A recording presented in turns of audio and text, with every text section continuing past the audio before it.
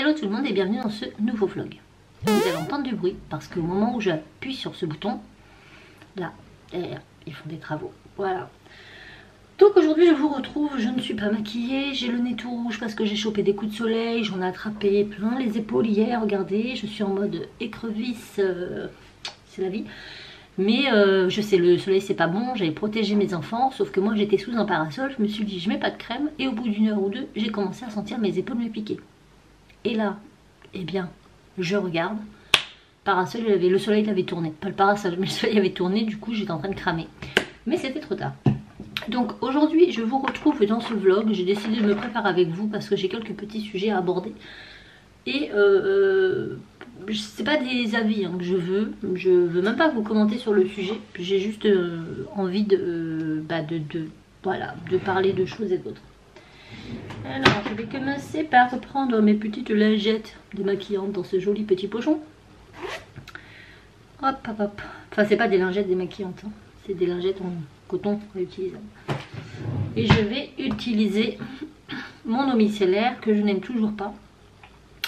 Pas qu'elle démaquille pas, mais pourquoi c'est en un? Nettoie, purifie, rafraîchit, tonifie, hydrate, adoucit et démaquille. Ah oui d'accord. En fait elle pique les yeux, quand vous en mettez vraiment trop sur vos yeux ça vous arrache. Merci, merci, merci. Et on pourrait peut-être se taper la discute avec eux parce que je suis sûre qu'ils m'entendent là. De l'autre côté il n'y a plus rien chez les voisins donc ça doit être tout vide. Et donc je voulais vous parler des enfants sur YouTube. Et voilà, en règle générale, que ce soit dans les vlogs ou pas dans les vlogs. Il y a eu une émission il n'y a pas très longtemps sur Envoyé spécial. Parlant de ça justement. Et il va me saouler. Parler donc des enfants sur YouTube, je crois que c'était plus misé cette fois-ci sur les vlogs, oui, parce qu'il y avait plein d'émissions de télé, nanana. Alors déjà moi ce que j'ai envie de vous dire par rapport à ça, c'est que n'écoutez pas les médias. N'écoutez pas les médias. Moi-même, je suis passée sur France 2 il y a en 2016. 2016, 2015, je sais plus trop. Je crois que c'était 2015.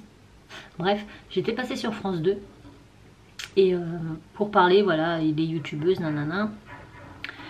Et concrètement, entre ce qu'on a filmé et ce qui a été publié, il y avait quand même une sacrée écart. Alors ils n'ont pas menti sur ce que j'ai dit, seulement ils ont pris que ce qu'ils voulaient. C'est différent. Notamment par rapport aux revenus YouTube. Dans le reportage, je dis que actuellement, que je touche environ 700 € de revenus YouTube brut. Or, quand il m'a posé la question, je disais pas juste ça. Voilà. Je disais que, parce qu'il me demandait combien je touchais, comment était rémunéré YouTube et tout ça, est-ce que c'était toujours 1 € les 1000 vues, nanana. Et je lui ai expliqué que ça n'avait rien à voir avec 1 € les 1000 vues. Je vais m'attacher les cheveux là parce que ça me saoule. Que ça n'avait rien à voir avec ça, ça dépendait de plusieurs critères. Et que, oh c'était pas mal ça. Et que voilà, ça dépendait des vues en général sur la chaîne, ça dépendait de plein de choses. Et que même nous, on savait pas vraiment, en fait, c'est très aléatoire. Je lui ai expliqué que quand ma chaîne avait cartonné, j'avais même pas 50 000 abonnés et j'avais touché, alors je vais être totalement transparente avec vous hein, parce que j'ai rien à cacher. À cette époque-là, je pouvais, mon plus gros cachet c'était 3600 € brut en un mois et que pendant plus d'1 an et demi, voire 2 ans, j'étais aux alentours des 1700, 1800 € mensuels. Et ça, c'était généré par quasiment 3 vidéos qui ont fait le buzz. Et que voilà, après il y a eu des nouveaux algorithmes, j'ai repris le travail, j'ai changé de domaine, en tout cas sur ma chaîne YouTube, puisqu'à l'époque où je touchais ces gros cachets, donc j'étais auto-entrepreneur et c'est une époque où j'avais...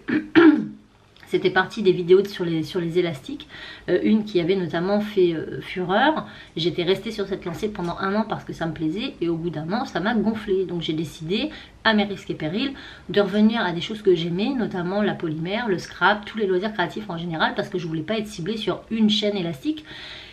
Je savais très bien qu'en faisant ça, j'allais avoir beaucoup moins de vues et beaucoup moins de revenus. Je le savais, je l'ai fait sans aucun souci parce que moi, à la base, quand j'ai ouvert ma chaîne YouTube, c'était plus pour avoir un espèce de CV virtuel pour trouver un emploi dans le domaine du loisir créatif que pour vivre de YouTube. Donc j'ai pu en vivre pendant des années bien confortablement et tant mieux. Ça m'a permis d'être à la maison avec mes enfants, le temps qu'ils soient suffisamment autonomes pour pouvoir se garder, pas prendre de nourrice, etc. Même s'ils vont encore au centre de temps en temps, mais ils peuvent se garder 1 heure facilement le matin. J'ai pas besoin de, voilà, je suis pas embêtée par rapport à ça. Donc j'ai pris ce choix. Je savais que mes revenus avaient baissé et ça a été le cas. Et après j'ai repris le travail et YouTube est devenu une passion plus qu'autre chose. Donc quand ils disent oui tu touches 700 € par mois, non, j'ai pas toujours touché 700 €, j'ai touché des fois 200. Au début je touchais 70 € tous les 6 mois, et puis un jour j'ai touché 3006, puis 1007, voilà, c'est très aléatoire, ça dépend du phénomène de mode, ça dépend de la nouvelle législation YouTube et le nouvel algorithme. Autant vous dire que maintenant c'est du flan, tous ces nombres c'est du flan, à moins d'avoir au moins 300 000 abonnés, 200, enfin ça, après voilà, ça dépend de plein de choses, ça dépend de comment votre chaîne elle est mise en avant, comment, voilà, il y a plein de trucs que même moi je cherche même pas à comprendre parce que je m'en fous actuellement, c'est pas mon métier, je m'en fous, si un jour je génère rien, c'est pas grave, ça m'empêchera pas de faire des vidéos. Donc les médias, écoutez-les, mais qu'à moitié, ne prenez pas de vous en compte, c'est faux. Et là en l'occurrence, ce qui m'énerve le plus, c'est pas forcément ces médias, parce que ces médias disent oui, on n'a pas le droit de faire travailler des enfants de moins de 12 ans sur YouTube, enfin bref, plein de petites choses comme ça. Mais d'un autre côté, ce qui les dérange, en fait, ils parlent plus du fait qu'on les expose et que pour leur avenir, ça va être compliqué, tatitata. Mais ils ne parlent pas des enfants de la télé que l'on expose et leur avenir, tatati tatata. Parce que oui, on voit plein d'enfants dans les publicités et ça gêne personne. Et pourtant, on fait bien travailler un enfant de moins de 12 ans. Où est le souci? Le youtubeur qui travaille avec ses enfants, qui génère beaucoup d'argent via la chaîne YouTube des enfants principalement, ces personnes, elles payent des impôts. Il y a quelque chose. Et puis c'est pas, les enfants sont pas livrés à eux-mêmes, il y a des parents derrière qui gèrent la chaîne, qui gèrent ce qu'ils font, ce qu'ils peuvent faire, ce qu'ils ne peuvent pas faire, voilà. Moi, j'ai pas d'avis à émettre sur le sujet, déjà parce que mes enfants sont vus sur YouTube. Ils ont une chaîne YouTube, la dernière vidéo qu'ils ont postée il y a plus de 4 mois de ça, et celle d'avant c'était 6 mois auparavant. Au début ils ont posté beaucoup parce que ça les faisait kiffer. À l'heure d'aujourd'hui, en fait ils me le demandent pas, donc je leur propose pas. Et si demain ma fille me dit maman je veux faire une vidéo sur ma chaîne, on fera la vidéo sur sa chaîne. Quant à mes vlogs, je vlog mon quotidien, donc mes enfants sont là, je vais pas leur dire bougez, bougez, je filme, non. Ils font partie de mon quotidien. Si mes enfants veulent venir dans le champ de la caméra pour parler et pour être là, vous voyez par vous-même, ils viennent. Et puis quand bien même c'est pas très grave, alors on me dit oui mais l'avenir des enfants, quand ma fille, comme vous voyez, Enzo ne se montre pas souvent parce qu'Enzo il a 13 ans et qu'il s'en fout, voilà, il s'en fout concrètement, et bien il vient pas, tout simplement. Et le jour où ma fille me dira maman cette vidéo elle me gêne, machin, je la supprimerai. Il faut savoir qu'on a quand même la possibilité sur YouTube de mettre en privé ou supprimer une vidéo. C'est pas parce que nos enfants interviennent dans nos vidéos et que les vidéos sont rémunérées, etc., que nous sommes trop bêtes et trop égoïstes pour se dire non, je l'enlèverai pas, elle me fait gagner de l'argent cette vidéo. Ben non, on est des parents. Donc moi ce qui m'angoisse et ce qui me frustre, ce sont les chaînes YouTube qui parlent de ça. Pas les internautes, les chaînes YouTube. Qui elles-mêmes s'exposent. Moi ce qui me frustre c'est que le 3/4 des personnes qui vont dire oui moi j'exposerai jamais mes enfants sur internet, qu'à fond, elles font des polémiques, ce sont des personnes qui d'une soit n'ont pas d'enfants, donc du coup le jour où elles le disent, le jour où elles auront des enfants, elles vont pas le faire parce qu'elles ont dit 2 ans ou 3 ans auparavant qu'elles le feront pas, donc c'est un peu l'archouma.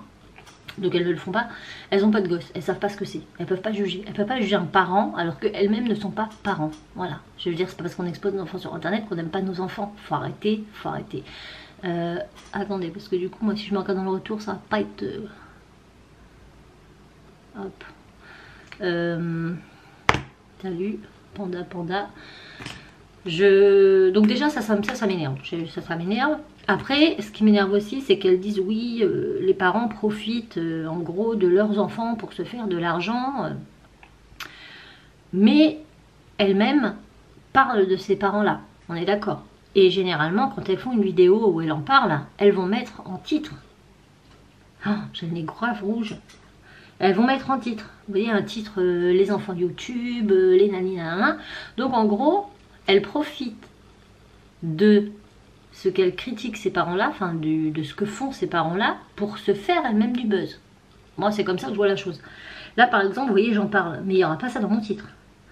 Il n'y aura pas ça dans mon titre parce que je ne veux pas que ce soit le titre accrocheur de ma vidéo, et je ne veux pas que vous veniez sur cette vidéo juste parce que je suis en train de donner une opinion sur ça. Donc déjà, moi ça je trouve pas ça cohérent. Quand voilà, tu critiques une personne, mais en titre tu vas dire ouais je critique cette personne. Donc en gros tu critiques le fait qu'elle utilise ses enfants pour se faire de la monnaie, mais toi tu prends leur action pour générer des sous sur ta vidéo. Donc ça je trouve ça très très mal placé. Après il y a aussi les gens, les youtubeuses qui ont dit fut un temps jamais je vais montrer mes enfants sur YouTube. J'estime que c'est pas leur place. Je veux pas qu'ils m'en veuillent plus tard. Nanana. Donc elles font tout leur petit speech et tout. Et 2 ans après, quand elles ont vu que les chaînes de vlog avec les enfants, ça plaisait, bah, bizarrement, là, elles mettent leurs enfants et puis elles vous disent il y a que les cons qui changent pas d'avis. Mais pourquoi t'as ouvert ta bouche? Pourquoi t'as ouvert ta bouche? C'est plein de petits quiproquos comme ça, moi, qui m'énervent. Ou bien même les personnes qui disent ça, mais qui ont quand même les photos de leurs enfants, de leur famille, sur leur Facebook, leur Instagram, etc. Elle est où la différence? Moi, je comprends pas où est la différence entre YouTube et les réseaux sociaux. YouTube est un réseau social, tout comme Instagram, Facebook. Et à partir du moment où tu mets les photos autres que toi, ou même toi, parce qu'il y en a qui disent ouais tu t'exposes sur internet, ouais mais tu mets ta tête sur Facebook, tu t'exposes sur internet aussi. Et on me dit bah non parce que moi mon compte il est privé. Alors le jour où on pirate ton compte et qu'on prend tes photos peuvent être divulguées, mais là c'est différent. Ben non, à partir du moment où vous postez des photos de vous, de vos enfants, de votre famille, de votre chat, de votre chien, de qui vous voulez sur un réseau social, même si c'est privé, à n'importe quel moment, ces photos peuvent être retrouvées. Enfin, c'est internet. Donc les seules personnes qui peuvent, à mon sens, juger qui que ce soit sur internet, concernant la parution, ce sont les personnes qui ne s'exposent pas sur aucun réseau. Voilà, moi c'est tout ce que j'ai à dire. Moi je comprends pas en fait où est l'intérêt d'aller émettre son avis sur Pierre, Paul et Jacques. C'est quoi? C'est quoi le but? C'est quoi? Sans déconner. Les personnes passent leur temps à dire ouais mais c'est pas parce que je m'expose sur internet que je suis obligée d'accepter les commentaires négatifs, je fais encore ce que je veux sur ma chaîne ou sur mon Insta ou quoi que ce soit. Mais elles émettent un avis. Elles ont le droit d'émettre des avis. Vous voyez ce que je veux dire? En fait là ce que j'essaie de vous faire comprendre, c'est pas j'essaie même pas de vous parler de mon point de vue sur les enfants YouTube, pas YouTube, je m'en fous. Moi ce qui me pose problème, c'est toutes ces personnes, toutes ces youtubeuses, tous ces instagrammeurs, toutes les personnes qui ont un certain réseau, un certain nombre d'abonnés et qui vont se permettre de critiquer les agissements de Pierre, de Paul ou de Jacques. Je veux dire, ne critique pas si tu ne veux pas être critiqué. Et puis quand bien même tu as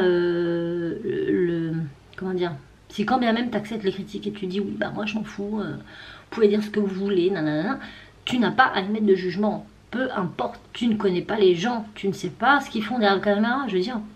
Moi ça m'énerve, c'est ça qui me saoule en fait, c'est que du coup ça génère encore d'autres discussions, d'autres polémiques, parce que les gens sont trop bêtes. Et nous en tant que youtubeurs, on devrait justement donner l'exemple et ne pas utiliser nos réseaux pour enfoncer ou critiquer les autres. Alors vous allez me dire oui mais des fois c'est pas dit méchamment, mais à partir du moment où tu portes un jugement négatif, même s'il n'est pas dit méchamment, si c'est tu n'es pas d'accord avec quelqu'un, c'est que tu portes un jugement négatif. À partir du moment où tu portes un jugement négatif, c'est que tu critiques. Je veux pas le savoir. Le mot critique, c'est pas juste des insultes et des choses comme ça. Non, c'est un jugement négatif, un jugement qui ne te convient pas. Alors on sait dire j'aime, mais j'aime pas, faut pas le dire. Et ben non, faut pas le dire parce que on s'en fout. Voilà. Je sais pas, YouTube c'est pas, enfin YouTube, je parle de YouTube, mais je parle de tous les réseaux là. Je me focalise sur YouTube parce que je vous fais une vidéo. Mais je sais pas comment vous expliquer, mais moi je vais par le principe qu'ici on est là pour le fun. On est là pour vous faire partager de bonnes choses, de bonnes ondes, et on ne devrait pas utiliser nos médias pour inciter à la haine. Parce que moi, pour moi, c'est ça. C'est de l'incitation à la haine. De vous demander votre avis. Non mais sincèrement, qu'est-ce que vous pensez d'un tel? Dites-moi en commentaire. Et du coup, bah, ça crée des polémiques à la con. Ça enfonce une personne qu'on ne connaît pas. Et moi, je ne supporte pas. Moi, quand j'aime pas quelque chose, et on a le droit de pas aimer, hein, je le garde pour moi. Je m'en fous. Enfin, après, voilà, c'est sur l'instant T. Enfin, faut pas que ça m'empêche pas de dormir non plus. J'en parle pas, j'aime pas, je suis pas, et puis c'est tout. Et puis voilà. Alors là, vous allez me dire, oui, mais là, tu es en train de donner aussi ton avis. Non. Comme je vous le dis, ces personnes-là, elles peuvent penser ce qu'elles veulent. Moi, la seule chose que je trouve regrettable, c'est qu'elles le disent publiquement. Et qu'au final, je me rends compte que dans les vlogs, dans les stories, dans tout ce que vous voulez, on parle en termes de personnes, hein, je parle pas de produits ou de marques, mais en termes de personnes, on va plus facilement parler de ce qu'on n'aime pas chez quelqu'un, plutôt que de, au contraire, vous dire ce que j'aime bien. Tiens, moi j'ai vu ça, j'aime bien cette personne, j'aime bien sa joie de vivre, j'aime bien... Ça serait tellement plus facile, ça serait tellement plus simple. Et ben non, non, à côté de ça, les gens préfèrent créer des jugements stupides et dans le même cas, inciter à la haine. Là, j'ai utilisé ma CC crème de chez Bourjois, qui arrive bientôt à la fin. J'utilise que ça l'été. Je vais utiliser ma poudre de chez Primark. Je vous en avais parlé dans mon vlog. Et celle-là, je l'aime bien. Après, elle n'est pas aussi bien que mon ancienne. Je vais garder pour vous la montrer. Avant, j'utilisais la Silk Edition Touch Up de chez Bourjois, qui coûtait quand même 15 balles, mais qui est trop bien. Bon, là, elle est complètement finie, cassée. Et celle-là, c'est une bombe. Par contre, elle coûte 15 balles. Donc, comme j'avais celle-là de chez Primark, j'utilise celle-là, mais je rachèterai l'autre, c'est sûr. Oui, donc au lieu d'inciter à la haine, eh ben, je sais pas, envoyez des papillons, des fleurs. Dites ce que vous aimez, les chaînes que vous aimez suivre. Je pense que ça plaira certainement plus à vos abonnés que de dire ouais, elle, je l'aime pas parce qu'elle m'a fait ci, parce qu'elle a fait ça. Je comprends pas pourquoi ils font ci ou ça. Il n'y a rien à comprendre, chacun fait ce qu'il veut. Moi, je sais pas, moi j'ai une chaîne YouTube, je fais du contenu pour ma chaîne. Et je m'en fous de la chaîne des autres, enfin, je m'en occupe pas, ils font ce qu'ils veulent les gens, quoi. Je veux dire, c'est leur problème, c'est pas le mien. Comment vont être leurs enfants plus tard? Bah écoutez, oh mince, j'ai pas mis mon blush. Oh bah voilà, je vous parle. J'ai pas mis mon... Voilà. Et en fait, voilà, moi c'est ce qui m'agace en fait, c'est que là, voilà, ils ont sorti encore un truc sur envoyé spécial sur les youtubeurs, les enfants youtubeurs ou quoi. Et là, voilà, ça va faire polémique pendant 20 ans, on va entendre parler de ça partout, tout le monde va donner son avis, bien sûr, négative ou positive, et ça va être des déferlantes de commentaires à ce sujet, de oui, moi je suis d'accord, non, moi je suis pas d'accord, puis ça va encore inciter à la haine parce que les gens vont pas être d'accord, et je comprends pas, je sais pas, YouTube c'est pas pour ça, enfin, on n'est pas là pour ça. On n'est pas là pour ça. Parlez plutôt des choses que vous aimez plutôt que des choses que vous n'aimez pas. Et n'essayez pas d'avoir l'avis des gens. Ça aussi c'est pareil. Demandez pas l'avis des gens. Enfin, ouais. Ça fait un peu QG quoi, moi je trouve. Et moi je comprends pas. Quoi. Je comprends pas. Chacun est libre de faire ce qu'il veut. Je pense qu'on est assez grand nous en tant que parents pour savoir ce qui est bien ou pas. Alors par contre j'ai perdu mon crayon à sourcil. Jésus-Christ. Ah non il est là. Je l'ai pas perdu. Et voilà, donc tout ça pour vous dire ça, voilà, si vous voyez ce genre de vidéo, franchement laissez pas votre avis. Laissez pas votre avis, quittez la vidéo, n'allez pas dans ce sens, je trouve ça ridicule. Alors là je vous parle des enfants youtubeurs, mais que ce soit sur n'importe quoi, à partir du moment où un youtubeur, une youtubeuse parle d'une autre personne de façon négative, même si c'est pas dit méchamment, je veux dire à partir du moment où il n'est pas d'accord, c'est que voilà. C'est de l'incitation à la haine et rentrez pas dans ce move quoi, laissez-les parler tout seuls et voilà. Parce que voilà, c'est tout, les gens font ce qu'ils veulent, s'ils ont envie de mettre leurs enfants sur YouTube, bah, ils les mettent. Et si plus tard il y a des répercussions, et bien écoutez, ils seront assez grands pour s'en débrouiller tout seuls. Je veux dire, vous n'êtes pas leur mère, leur père pour leur dire ce qu'ils doivent faire. Et je pense pas, oui, entre nous soit dit, que les enfants soient obligés je pense qu'il n'y a que les personnes qui n'ont pas d'enfants qui peuvent dire ça. Pour avoir des enfants, pour connaître les enfants, je peux vous assurer que si Timéo n'a pas envie demain de faire une vidéo, il la fera pas. Et quand bien même il est forcé, je pourrais pas publier la vidéo, ça se verra. Ça se verra qu'il se sent forcé et qu'il n'a pas envie d'y être. Un enfant, ça ment pas. Un enfant, s'il n'a pas envie, il n'a pas envie. Et si jamais on le force à le faire, ça se verra. Ça se verra sur la vidéo que le gamin il est blasé, qu'il en a rien à faire et qu'il veut juste se casser, aller jouer à ses voitures ou je sais pas quoi. Donc, je sais pas. Moi, j'ai vu plusieurs vidéos de chaînes d'enfants, que ce soit à travers des vlogs ou à travers autre chose. Et j'ai pas l'impression que les enfants sont forcés, enfin ça se voit pas à la caméra, donc si ça se voit pas c'est que l'enfant ne s'est pas senti forcé, parce que croyez-le ou pas, moi j'ai déjà fait une fois une vidéo avec Cassie, voulait faire une vidéo avec ses frères, Enzo ne voulait pas, et elle lui dit allez Enzo ça va être bien, il dit oui d'accord, et puis finalement j'ai jamais posté la vidéo, ils en ont refait une avec juste Cassie et Tim, non, j'ai pas posté la vidéo parce que, donc ils l'ont refait juste Cassie et Timéo, parce qu'on voyait dans la vidéo que Enzo voulait pas être là. Ça se voit. Voilà, ça se voit. Et t'as beau, je sais pas, enfin, moi je vais par le principe qu'un enfant ça ment pas et que si vraiment il a pas envie, t'auras beau le forcer, tu pourras rien sortir de concret de ta vidéo parce que ça sera ni fait ni à faire, c'est tout. Donc voilà. Oh, j'ai eu une voix de je sais pas quoi là. Donc là j'utilise la palette de chez Primark. Je vous avais dit qu'elle sentait bizarre. En fait ma nièce avait raison, elle sent la noix de coco. Elles sont notre coco. Alors bizarre, hein, quand je dis bizarre, il y en a qui prennent ça toujours négatif, mais moi bizarre ça veut dire que c'est une odeur que j'arrive pas à déterminer. Ça sent bizarre. Bizarre, pas moche, pas pourri, ça pue pas. Mais ça sent un truc que je connais, que je sais pas dire quoi, donc c'est bizarre.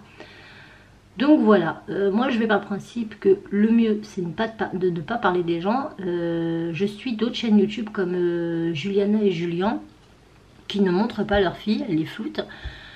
Mais à aucun moment, quand on leur a demandé pourquoi ils le faisaient, ils ont juste donné leur opinion comme quoi, bah voilà, quand leurs enfants seront en âge de leur dire oui ou non, à ce moment-là ils le feront, mais pour l'instant ils préféraient ne pas le faire.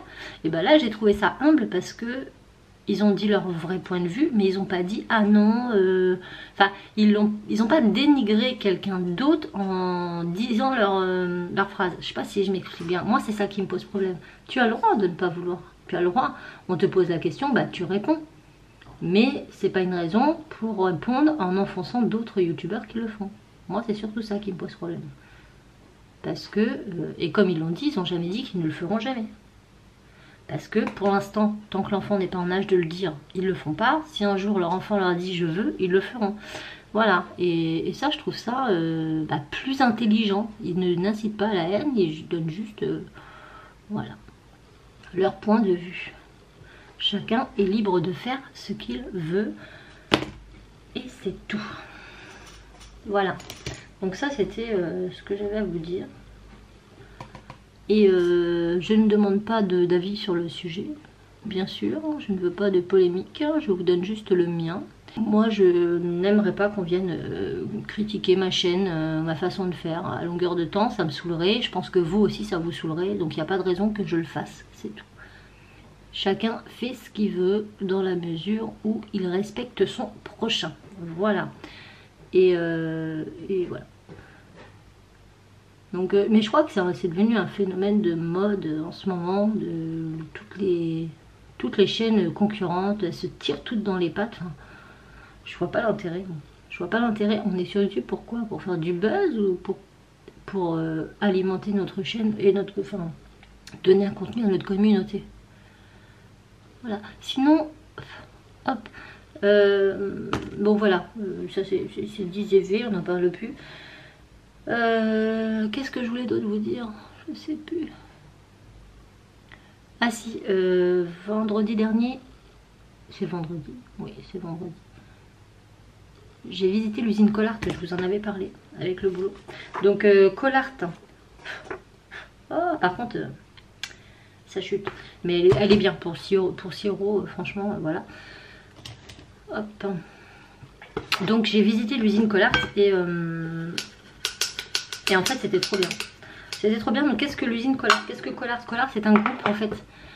Un groupe qui a racheté différentes marques comme Lefranc et Bourgeois, Winsor & Newton, Liquitex, Znarano, je sais pas quoi. Vous savez, le maquillage pour enfants, Aznaro, c'est ça je crois. Oui, un truc comme ça. Comté. Et puis d'autres, je pense. Ouais, d'autres aussi. Et en fait, c'est situé au Mans, juste à côté de Cultura. Et ben, c'est là-bas qu'on fabrique toutes ces peintures. Et c'était super cool. Alors j'ai vu comment ils fabriquaient les peintures à l'huile. Comment ils fabriquaient les peintures à l'huile et quelle était la différence entre une fine et une extra fine. Pourquoi l'extra fine était plus chère que la fine. Et en fait, c'est parce qu'elle est plus pigmentée. Mais alors vous allez me dire oui, mais c'est pas parce qu'on met un peu plus de pigment qu'elle a coûté énormément plus cher. Et ben si, parce qu'en fait, on va rajouter un peu plus de pigment. Mais surtout, le pigment, la peinture ne va pas être travaillée de la même façon. C'est-à-dire que là, pour que le pigment soit vraiment présent dans cette peinture, on va presser le pigment. Et donc, une fois que la pâte elle est faite, que la recette elle est faite, on va mettre cette pâte dans des espèces de grosses presses qui vont tourner, 2 cylindres qui tournent et qui vont broyer cette pâte. Et du coup, ça va venir écraser tout le pigment. Le pigment, il va être hyper fin et il va être diffusé dans toute la peinture. Donc du coup ça va encore plus la pigmenter. Et ça prend un temps fou parce qu'il faut qu'ils fassent le premier essai. Ils vont mettre la presse en route. Après ils vont prendre un échantillon. Ils vont mesurer le diamètre de la pâte avec des poids, etc. Parce que dans leur recette, par exemple pour faire l'extra fine outre-mer, il y a la recette, il y a un certain diamètre à respecter. Et en fait ils vont prendre l'échantillon, ils le mettent dans un petit carré comme ça. Ils mettent dedans. Ils viennent mettre un bout de verre dessus et un poids. Et ils mettent toujours donc ce même poids et ils vont laisser le poids dessus pendant 2 minutes. Au bout de 2 minutes, ils enlèvent le verre et donc la peinture s'est étalée, ça forme un cercle. Et ils prennent la dimension du cercle.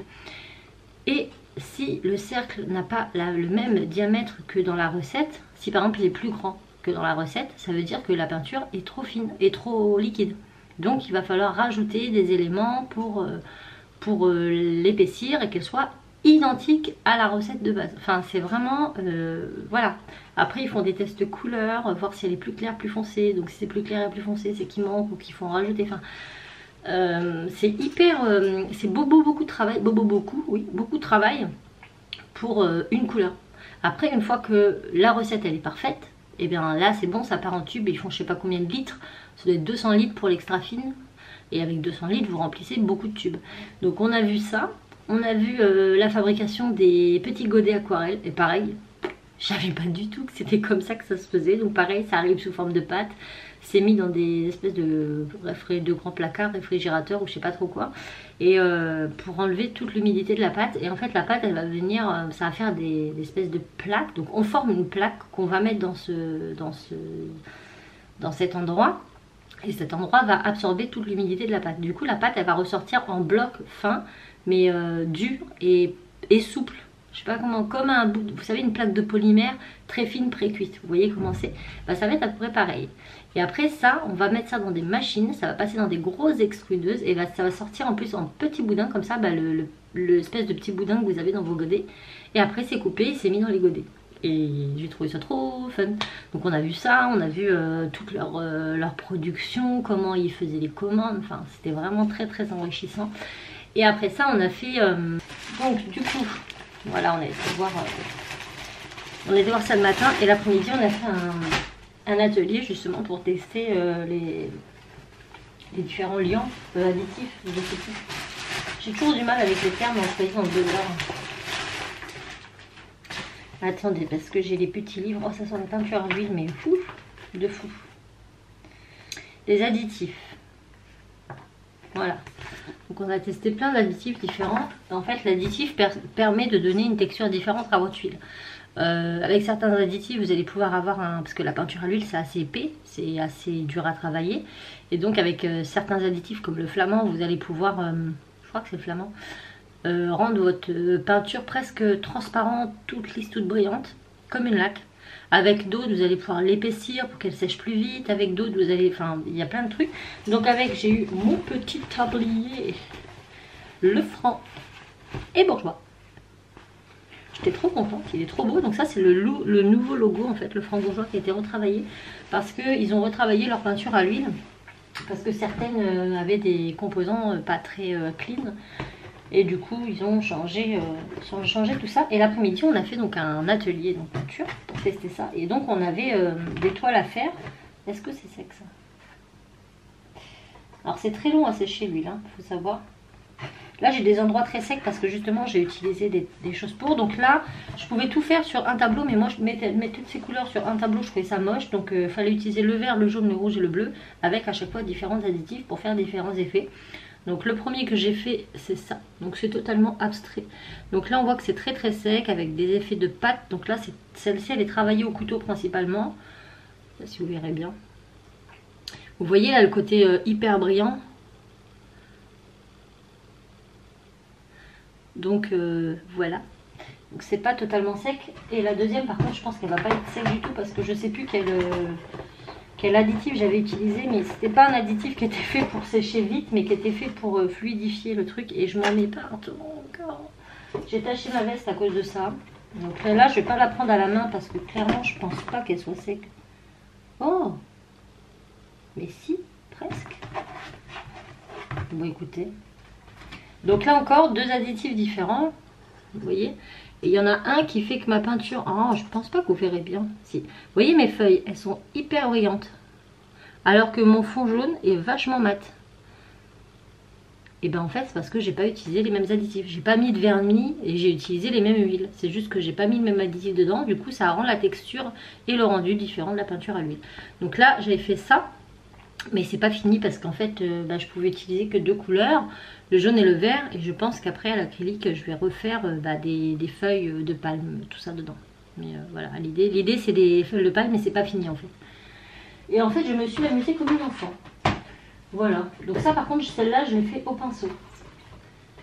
Donc c'était super intéressant. La visite d'usine, c'est vraiment cool parce qu'on a vraiment voilà, un œil différent. Nous, enfin moi, étant donné que je suis amenée aussi à...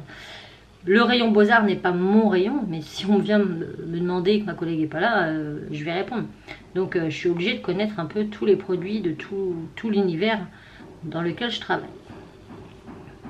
Alors, autre petite astuce, si vous souhaitez enlever de la peinture à l'huile, de vos pinceaux. Tout le monde dit oui, mais la peinture à l'huile, c'est toxique parce qu'il faut utiliser du white, de l'essence térébenthine ou des choses comme ça pour enlever la peinture à l'huile. Alors sachez que vous n'êtes pas obligé, tout simplement parce que la peinture à l'huile c'est un corps gras. Et la meilleure façon d'enlever un corps gras, c'est d'utiliser un corps gras. Voilà. Donc si vous ne voulez pas utiliser l'essence térébenthine, de white, de trucs comme ça, vous prenez un pot, vous mettez de l'huile, n'importe quelle huile, vous laissez tremper vos pinceaux et ensuite vous attendez que ça dégorge. Du coup, l'huile, va être enlevée du pinceau, va être attirée par l'huile. Du coup, votre pinceau n'aura plus d'huile dessus, enfin de peinture à l'huile dessus. La peinture à l'huile sera dans l'huile et ensuite vous venez laver votre pinceau avec de l'eau savonneuse, puisque dans le savon, il y a un corps gras. Voilà.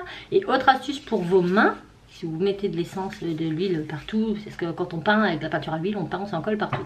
Et bien vous préparez un bocal avec des copeaux de savon de Marseille, par exemple. Vous achetez un bocal, enfin prenez un bocal, vous le remplissez de copeaux et vous rajoutez un peu d'eau. Vous laissez comme ça macérer pendant quelques jours et vous allez voir en fait ça va vous faire une espèce de pâte avec des petits copeaux dedans mais un peu dilués, etc. Et bien en fait vous prenez cette pâte de savon de Marseille et vous vous en mettez plein vos mains et vous allez voir que ça va partir tout seul. Petite astuce du jour, bonjour. Bon, moi je vais me lisser les cheveux et ensuite je vais aller bosser un petit peu, sûrement sur l'évolution du cahier de l'album photo scrap pour ma maman qui était censée être pour la fête des mères, mais je lui avais dit qu'elle n'aurait pas pour la fête des mères. Donc écoutez, je vais avancer un peu dessus et si j'ai bien avancé, je vous montrerai l'avancée juste après. Bon les gens, je viens de commencer à monter la vidéo et clairement elle fait 33 minutes 52. Je pense qu'on va pas abuser hein, si je prends... Donc tant pis, cette vidéo elle sera là. Donc je vais pas plus vlogger, de toute façon je vais aller travailler, je finis à 20 h ce soir donc ça va pas être palpitant. Demain je ne travaille pas donc je reprendrai un vlog sur la journée. En tout cas voilà, ça fera une petite vidéo blabla, c'est bien aussi, j'en faisais pas mal avant et ça permet des fois de se dire les choses, c'est cool aussi. Donc j'espère que ça vous plaira. Comme je vous l'ai dit en début de vidéo, voilà, pas de débat sur les enfants YouTube, etc. on s'en fout. Par contre vous pouvez débattre sur la petite partie le Franc-Bourgeois, Collart, etc. Est-ce que vous avez déjà visité des usines comme ça? Est-ce que vous saviez que ça se passait comme ça? Est-ce que le sujet Beaux-Arts vous intéresse? J'attends tout ça en commentaire. J'espère que ça vous aura plu. Je vous envoie plein de bisous et je vous dis à très vite dans une autre vidéo. Ciao!